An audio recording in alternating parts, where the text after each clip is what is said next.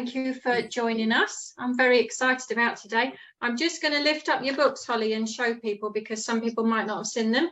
So we've got a few here, and we've got 5. We've got your Cousins by Adoption, and we've got Deli Duck here, and we've got Adopting a Little Brother or Sister, that one, and we've got Room in the Nest, and we've got So You've Adopted a Sibling, which is wonderful. I have to say I like Room in the Nest best for me. Yeah, but we used more, so that's wonderful. So thank you for sending those through for us. You're welcome. I'm so glad they're useful. So Holly, what led you to starting to write children's books then about adoption? I didn't plan to be an author, actually. It was a bit unexpected, but my daughter was asking me a lot of questions while we were going through the process to adopt a younger sibling.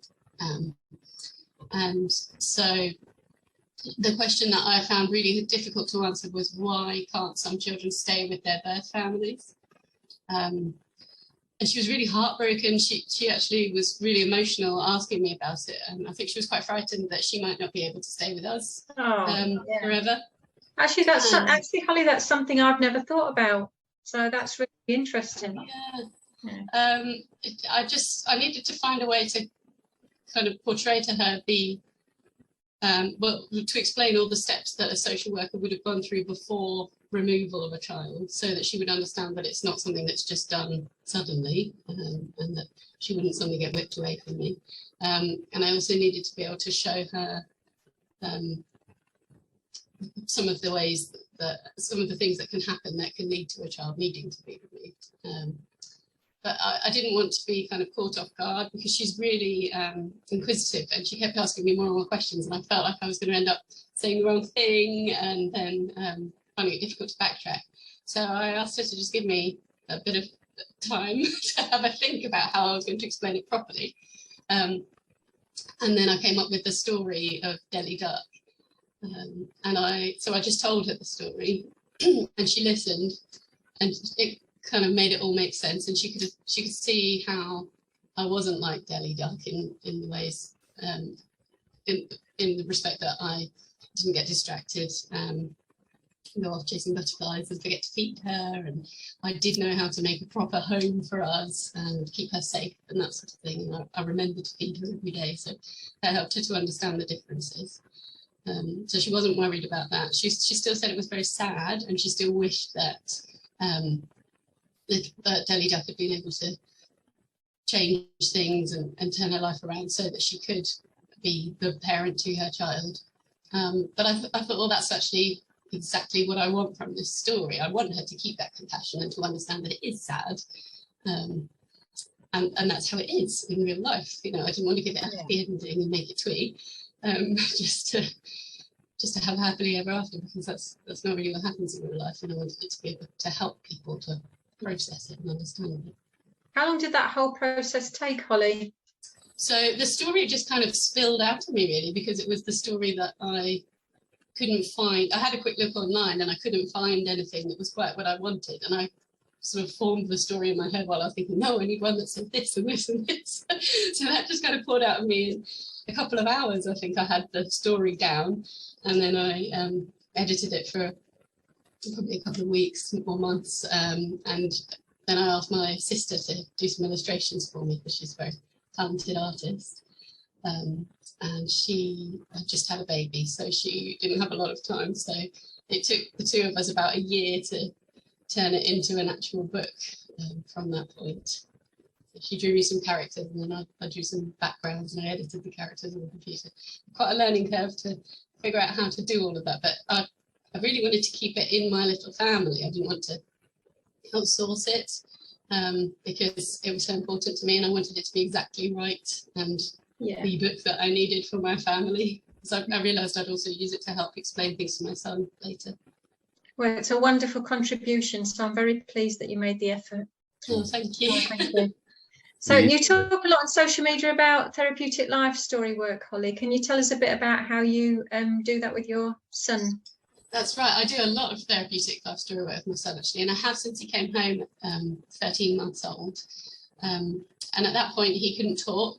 So that was actually quite good, I think, to start so young, because I got a lot of practice in before he could start asking me the difficult questions.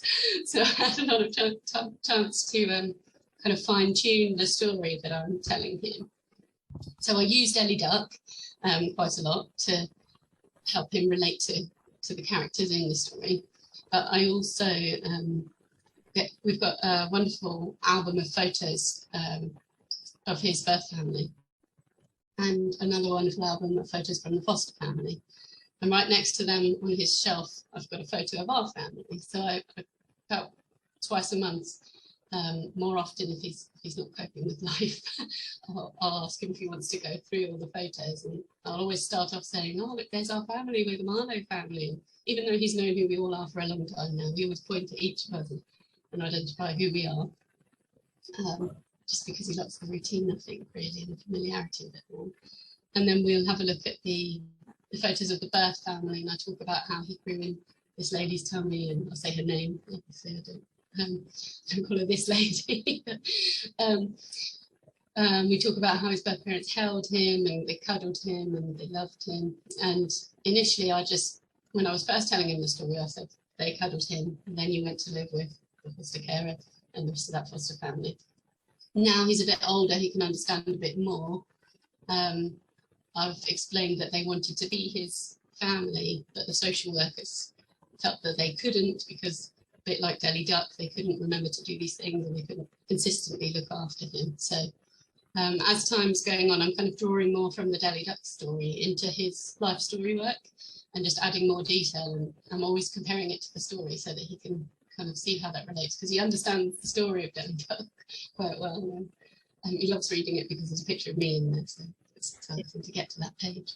Oh, that's nice. Yeah, we're always a little bit with life story work, Holly. I think it's highly appropriate for children to have life story work, but we kind of think, it depends on the background, because if you're introducing birth family into your home, then sometimes that can be traumatic if the stuff isn't processed. So I just kind of want to put out for some of our parents that it's a bit horses for courses, and it depends on the background of your child. So I just kind of want to give a little bit of a not an opposite view, but a bit more of a balance in that, if that's okay. Yeah. So can you tell us a little bit about the attachment challenges that you've had then with your family? Yes, so when he moved in, he bonded with my husband really, really quickly.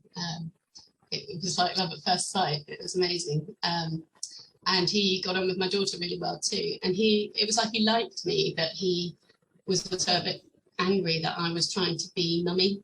And he was in quite a large foster family, where there were also birth children, calling the foster parents mummy and daddy.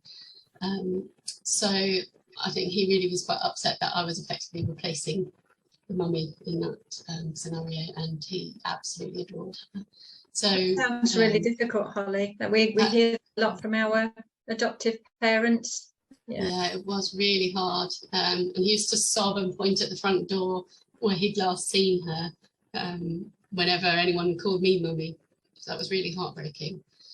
But with time, it has improved. And something that's really helped, I think, has been keeping in touch with the foster family, because he knows that they're still in his life. And I think he understands now that it's okay to love someone, they're not going to leave, So I think he's let himself love me a bit more each time we've seen the foster family. It's been really amazing to see the difference after each meeting we've had. How long have you had him, Holly? How long has he been with you? Just coming up for 2.5 years now. Okay. Yeah. I still see the foster family a lot. Yeah. Is there any, do you think there's anything that you could give advice-wise to other adoptive parents, Holly? If it's at all possible, I think definitely stay in contact with the foster family, because it's been really, really beneficial for my son. He's really loved it. Yeah, that's my top advice, actually. And what about managing some of those challenging behaviours? How did you manage as an individual? So that was tough, and really emotional. When you're kind of pouring all your love into this child and getting anger back. But the thing that helped me through it was seeing him with my husband and my daughter. And there were a few times where I thought to myself, he may never love me and I'm going to have to cope with this. But I knew that I would cope, because just seeing them together was so rewarding in itself. It's just incredible to see that sibling bond growing, and the bond with my husband. We did also talk to the adoption agency and ask them for some advice. And the best advice that they've given me that's really made a difference was to start talking about our futures more. So, for example, my son really likes this orange car that we see every day on the school run. And he talks to me about how he's going to have an orange car. So I make sure that every time he mentions that, I say, oh, where are you going to drive me when you have your orange car? Should we go to the beach? Shall we go to this place? Should we go to this place? And I try and talk about when I'm really old, I want to go and do this, and will you take me? Will you come with me? And I think the fact that he's now realising I'm going to be in his life forever has definitely made a difference. That's really nice. That's really lovely. Yeah. Really helped. So you've got a birth child as well, Holly. That's right, yes. I think I've got two questions here. How did that impact the family with an adopted child coming in, and kind of what led you to adoption when there was already a birth child? Well, so we always wanted to have at least 2 children in our family. And when I was pregnant with Zoe, I discovered that I have rhesus negative blood type, which in the simplest terms that I can understand means that my blood type is different to my husband's. He has rhesus positive blood type, and that's the dominant type. So Zoe had the same. When I was pregnant, our blood mixed, and essentially my body made antibodies and was trying to attack her. So she was all right. She needed some medicine for 3 months, and that was fine. She didn't suffer any damage. But if she hadn't had that medicine, she would have had quite severe brain damage and possibly developed deafness and blindness. Yeah. So because my body's now ready and already has those antibodies, any pregnancy wouldn't really be very safe for the child. So I didn't want to go through years of miscarriages and stillbirths, because there is like a 1 in 15, I think, chance of me having a child with the same blood type as me. But I thought, I don't want to suffer through years of horror and pain emotionally before that. And I had a good friend who'd adopted twins a few years before. And the way he talked about them, he clearly loved them so much. And it was a wonderful little family. So I thought, why aren't we doing that? That makes so much sense. And the more I thought about it, the more excited I felt. Whereas there were medical options to try to have another birth child more safely, such as using a surrogate. But I just couldn't get excited about doing that in the same way, and adoption really excited me. Oh, thank you so much for sharing that. That feels really nice that you've shared that. Thank you. So how's it impacted then, Holly? So, well, Zoe is an amazing big sister, but it meant the process was quite tough for her, I think, when our son first came home, because he was 13 months old, and by that point a child already has a routine, whereas I think if we'd had another child by birth, that newborn baby and then slightly older baby would have just kind of slotted into her routine. They would have been used to the foods we eat, and they would have kind of been exposed to all the same toys that she likes and activities that she likes, whereas when he came, he liked to do some different things that she didn't really enjoy. And he liked different foods, which she was really frustrated about, because we were trying to minimise the changes for him while bringing him into our family. It's obviously changes for him are massive.